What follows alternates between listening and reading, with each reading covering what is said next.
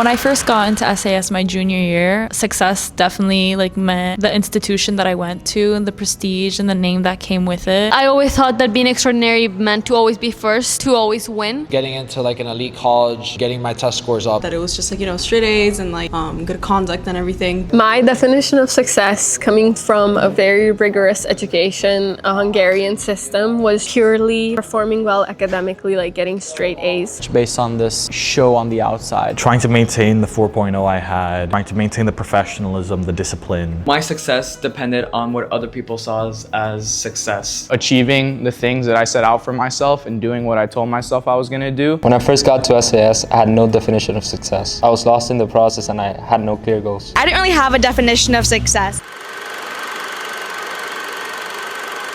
I think the hardest thing for me personally during my time at SAS was not letting my ego get in the way and asking for help. Having so much free time. Yes, it was such a gift and I'm so grateful for it, but I had to learn to prioritize what really mattered. Adjusting to the whole college process, the whole dual enrollment process was hard, but the fact that we were all kind of new in the process helped me feel more comfortable. Setting boundaries with professors. Accept a project when you're already busy just to push your resume, push your application a little bit further. Just knowing how and when to say no to a professor or someone of a higher standing. It's not something that most high schools do, that the college process is part of the high school day. What was difficult at SAS? Balancing APs and dual enrollments. I personally had a chem final and a push mock back to back, and that was like one of the most stressful weeks of my life because I really needed a good score on the chem final to get an A, but I obviously also really needed a good score on the A push mock to also get an A. I came from a lot less rigorous school. The rigor is a lot harder, but it does help you grow. So I guess building a good base of people around you that you can ask for help and try to grow with, I think was probably the most important thing for me. Because you have two different schools, you have MDC and SAS that you have to deal with. You have high school and college, which is not easy to manage, and I also have internships on the side and other work I'm doing with nonprofits, so it's difficult to manage all of it at the same time. Kind of hard to balance both college and college level high school classes at the same time, especially when they're so different, but it's a struggle you kind of get past once you're here.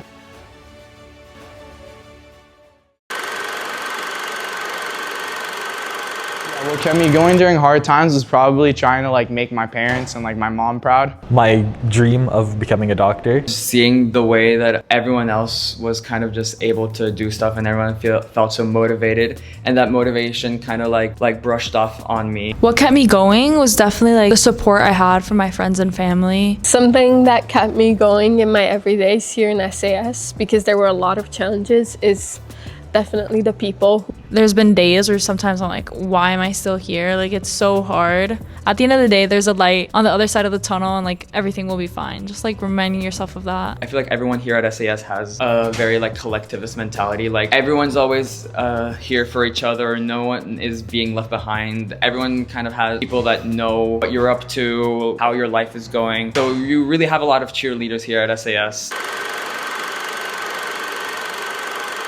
Opportunity or resource that SAS gives us are definitely our mentors that we get at the beginning of junior year. I had two mentors and they were both doing the two fields I was interested in, and just kind of building that relationship with them and them giving me opportunities to do different things definitely helped me realize what I like and what I didn't like. It was really learning how to utilize resources, because there's a lot of stuff that it opened my eyes where in college or in a business meeting, whatever the case may be, there's a lot of resources that you could use that you may not know of. I came to this school without having anything. I hadn't done any extracurriculars. I was a good student and that's it. And really the most useful research you'll ever get in this school is Ms. Martinez. Ms. Martinez sends a million emails, and I think the best way to get as many opportunities is answer as many emails. It's from an email from Ms. Martinez. She constantly sends us emails to support, but I think one of the big ones was a neuroscience college credit certificate, and it basically allowed me to take neuroscience and psychology classes at the college, to do a internship in a hospital. Through SAS, I got to do my first research ever, which was through STEM Legacy, and I got to do AI research. I was able to get my JJ Vance internship because I got that information from Ms. Martinez, where I did Alzheimer's research and I found 3 genes that are good for diagnosing Alzheimer's in African American population. But coming into SAS, like, and being able to take more courses and like a wide variety of like topics, like that, in my opinion, made me super sure of what I wanted to do in a career. At SAS, specifically through Miami-Dade College, you have such an array of opportunities, it is ridiculous. Like, personally for me, I was able to present research at a national conference through what they have called the STEM Legacy program. I mean, from the college tour, the Florida college tour, the research with STEM Legacy to the Associates of Arts degree. I got paid $2,000 over the year to do research, which really helped me in my application. 3 activities, like 2 of my top 3 activities, and they all came from just taking advantage of the opportunities here at Miami-Dade College. And there's like an infinite array of them at whatever you want to study. By having the opportunity to connect with MDC professors, to be treated like an MDC student, actually have the same opportunities as they do while still being in high school, is really what helped me the most. Specifically Miss Martinez and Miss Cabrera, who were always there for me, made me feel seen, and they made me feel empowered. Miss Cabrera definitely helped me speak out more. I felt more confident about like my opinions, my voice, what I had to bring to the table. The teacher that impacted me the most was definitely Miss Cabrera. I'd say I've always been like an analytical person, and I always wanted to express myself in certain ways, but I didn't really know how to. One thing that I remember was Miss Cabrera telling me that I'm never a bystander. I don't have any favorites. I'm not going to say I have a favorite teacher. Like all the teachers really pushed me to do my best, to try my hardest, to learn as much as I can. But with Miss Cabrera, she was the most intimidating, and that really pushed me to try the hardest I could in her class. Is Miss Cabrera, our AP Lit and AP Ling teacher, which is strange for me to say because I knew that I wanted to do something science. I wanted to do a pre-med, anything like that. Miss Cabrera taught me to think interdisciplinary, not just in subjects, but also in my mindset. Ms. Martinez really helped with the whole discipline thing. I'm still not the best, but I know that ever since like Ms. Martinez has like taught me and has been on my back about the college application stuff and all the assignments, I feel like more disciplined. I feel more in touch with what I have to do at any given moment. Impacted me the most was Miss Daide, and it's definitely because of her like harshness and kind of like tough love. Things will be hard and you just have to push through them, and she definitely made me realize like my love for math. The main opportunities that I had here at SAS were introduced by Ms. Daide, who is my math teacher, and basically introduced like a couple of competitions to us through the math club Alpha Theta, and also just in the classroom. It was through that I learned about actuarial science, which I went to a competition for. Ms. Daide and Mr. P have always been very supportive of me, and she's always seen like a potential in me in like math. I think Mr. P is incredibly supportive. I would just talk to him about like current events, politics just around the world and stuff like that, because you kind of see a person that's like really educated in the topic. It kind of challenges you to actually think past like what you normally just accept as the truth. He is one of like the funnest teachers there is here at SAS. Like he literally went to play basketball with us with something called Sports Club, and he even played basketball against my dad. And it's like fun like anecdotes like that I constantly have with Mr. P, and why I love him so much. Not just teach you as your teacher, but also have conversations with you, and you know, he's loved to debate and all this. And I just think that Mr. P is so supportive and really helps that transition of understanding who you are at SAS. Why did you want me to come to school for advanced studies? I wanted you to come to SAS because I had such a great experience. And while you can have a great experience at most high schools and have a lot of fun, you were obviously having a lot of fun, and you were very well adjusted at your old high school. The special thing about SAS Wolfson in particular is you're in downtown Miami, you're meeting your classmates who are from all different parts of Miami. Everyone's congregating in one place. And so I think it allows you to gain exposure to people from different backgrounds, different perspectives. And I think ultimately that was very helpful for me when I went to college, because when you go to college, you're meeting people from all around the world. And so I think SAS Wolfson in particular is really taking that first step in broadening your horizons.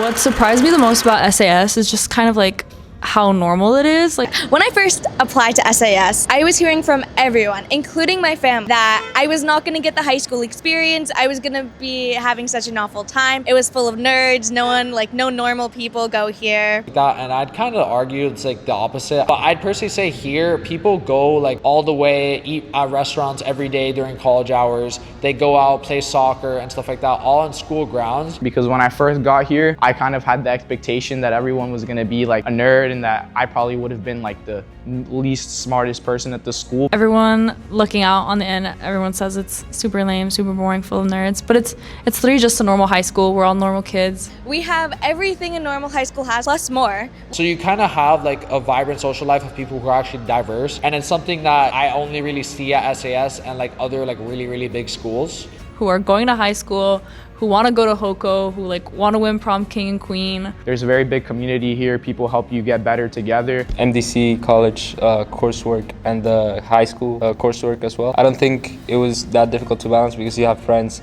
and social circles that are really going to help you go through it. Made a comment about how SAS only cherry picks the top of the top. Our Albert Einsteins in suits and ties, very professional at all times. Coming in, everybody told me that it was gonna be extremely competitive. Everybody is secretive and they keep their things to themselves and nobody works together. But then when I got here, The complete opposite. not everyone is an Albert Einstein. Someone might be better at finance, someone might be better at art. What surprised me here is that those people who are the most capable and the most bright are also always human too. They have their own struggles and they are also vulnerable, just like me and just like everyone else. What surprised me most about SAS was how collaborative the environment is.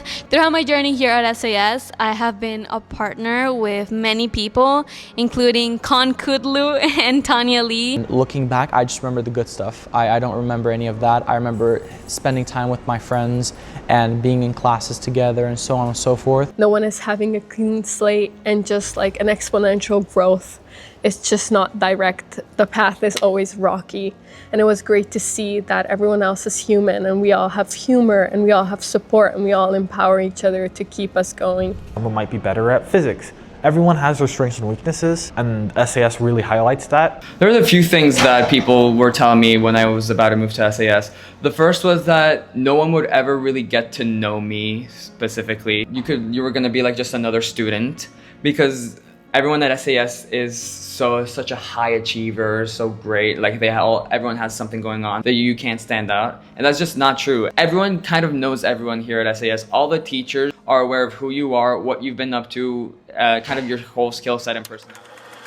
Many losses, but also many wins. I have figured out a new definition for outstanding. At SAS, that kind of evolved Success is now more whether I'm fulfilled in what I'm doing. into just becoming my own person and doing what I love, Find enjoyment in what I do in my life. and then still getting the same results. And I think that's a beautiful thing about coming here. Being outstanding means being passionate enough about something. I understood what it means to get involved, kind of imprinting your impact in whatever it is that you're doing. Less about like just strictly studying and more just of like exploring yourself. And you might not be performing perfectly, but you're so passionate and you're giving it your all and you're impacting more and more people with what you're doing. When I saw what everyone was doing and all of the amazing projects, the extracurriculars, Seeing the initiatives people do, community service that everyone was focused on. it really shows that success is not something that's just on the outside, but it's also inside. That they achieve something they are proud of. There's a sense of accomplishment and fulfillment. Maybe you're just one loss away from being extraordinary. Even if you get a bad grade, just keep moving forward. Try to have that balance of, yes, professional when it's needed, but also having the ability to unwind, to have some fun. I started to understand that success was more of like what I made of it, like what my goals were. Success is creating goals for yourself, striving as hard as you can to get those goals done. Not only succeeding, but also failing is part of the process to getting success. I think my new definition of success is putting myself through difficult challenges and things that I'm uncomfortable with so that I can grow as a person. And my satisfaction with like what I wanted to do with my life, not what everyone else thought that I had to be doing or that people in general had to do. And I think my time here has really just shown me how there's so many ways to define success, and there's really no wrong way to get it as long as you try your hardest. You know, coming into SAS, one comes with a different perspective. I was personally like, my mindset was different. My mindset of success was something else. I thought success was, you know, superficial or based on our stats or comparison to everyone else. But as you go on, as you move through, you find out that success is not about only the numbers. It's not about where you go. It's about the people you meet along the way, process to achieve those goals. And I learned that success to me is about purpose, is about living a life meaningfully. Hi, this is Mr. Pereira, the social studies history teacher that you've had for the last 2 years. And just wanted to say a quick, goodbye. College is amazing. It's the best time of your life. You're going to find all types of adversity that you're going to encounter, hard tests, annoying people. And yet, throughout all of that, you're going to have the best memories. You're going to have the most fun times. So much responsibility, and yet so much opportunity to grow, to become better than who you are. Something that you have to remember is you are just at the precipice of the potential that you have. And as someone who has seen you over the last 2 years, I can attest to the level of opportunity all of you will have, because there's just so much untapped potential. You guys are all amazing people. Brilliant, yes, but kind, respectful, and you understand the value of hard work. And with those kind of talents and skills and values, the end is limitless, regardless if you're at UF, Harvard, or the community college at where's Connecticut? In New Haven. Either way, it's been an honor and a privilege, and I look forward to seeing you in the future. Peace. Hello, class of 2026. It's Ms. Cabrera, your AP English teacher, the one that's made you read and answer a million questions and write, even though you never wanted to, or sometimes you didn't want to. I'm so proud of this class for its diversity and for everything that it's been able to accomplish. And I don't just mean all of the universities that you guys have been accepted to, even though that is utterly astounding, but it's because of the people that you have become over the last 2 years. In spite of everything that life has thrown your way, you guys have always emerged in the most kind of like gracious way, and it is truly a sight to behold. You know, we only get you for 2 very short years, and it's amazing to see how much of a transformation happens on our watch. And I hope that as you guys go and live these beautiful, complex, complicated, unpredictable, dangerous, challenging, lovely lives, I hope that you remember us, and I hope that you remember that we will always support you, and we're your biggest cheerleaders. Even though we are a very motley crew, we love you, and we know what you can do, and it is limitless. And we'll love you forever, we'll remember you forever, and we wish you the very best. Love you. Hello guys, if you're seeing this, then you've graduated, and I'm your pre-calculus and calculus teacher. For most of you, Sandra Daire, and right now, well, very soon I'll be retired, so you're one of the last classes that I'll be teaching. I want to let you know that in most of your yearbooks I wrote for you to be happy. This was the year that Project Hail Mary came out, and all of you are amazing in one way or another about one thing or other. A few of you are amazing in more than one thing, and you know who you are, but all of you are amazing in one thing or other. I wish you to be happy and to always remember SAS fondly, but also remember this is only one door of many that you'll be opening in your future. Best of luck, and I hope that you have grown, that you have kept on learning, and that you have taken time to smell the flowers. Enjoy. Bye guys, I'll miss you. Come back and see me. 10-10-06. Hello class of 2026. I'm very happy to see you graduated and on your way to many wonderful things. Remember, in research class, sarcasm was served every day, but in a positive manner. Don't ever forget your Q-tip. Very important to be on your top listening skills. Also, always have your resume ready to go. As opportunities come, it's like the tide.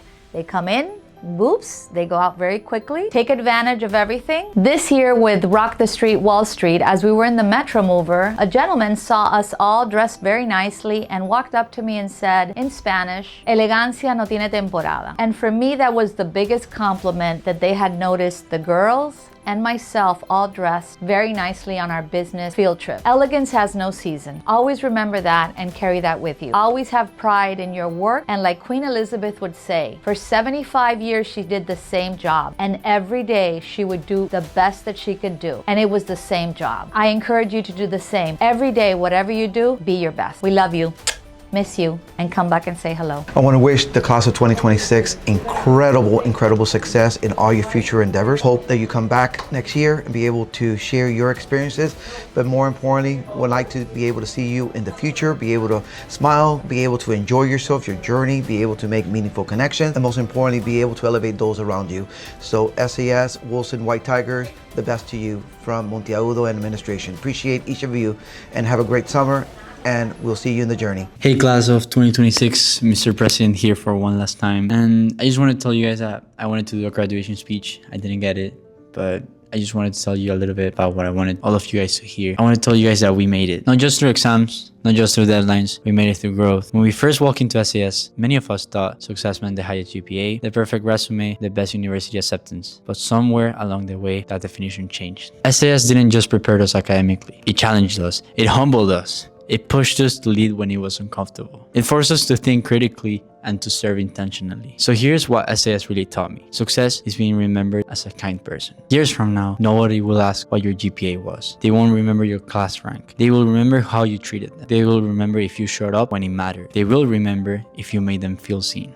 Along the way, along all these interviews, I found 3 myths about SAS. Myth number 1, at SAS, you will give up your social life. But the truth, at SAS, you will build a better one. Myth number 2, you have to be perfect to belong here. Truth, you have to be willing to try and challenge yourself. Myth number 3, success here is individual. The truth, success here is collective. None of us walked this journey alone. Parents sacrificed, teachers stayed late, friends supported us, mentors believed in us. Lastly, I just want to say one more thing. One of the most valuable lessons I learned here is the importance of giving back. Community service wasn't just a requirement, it was a culture. We were encouraged to lead. We were pushed to create impact. And through that, I realized something essential. Giving back is not an extracurricular activity.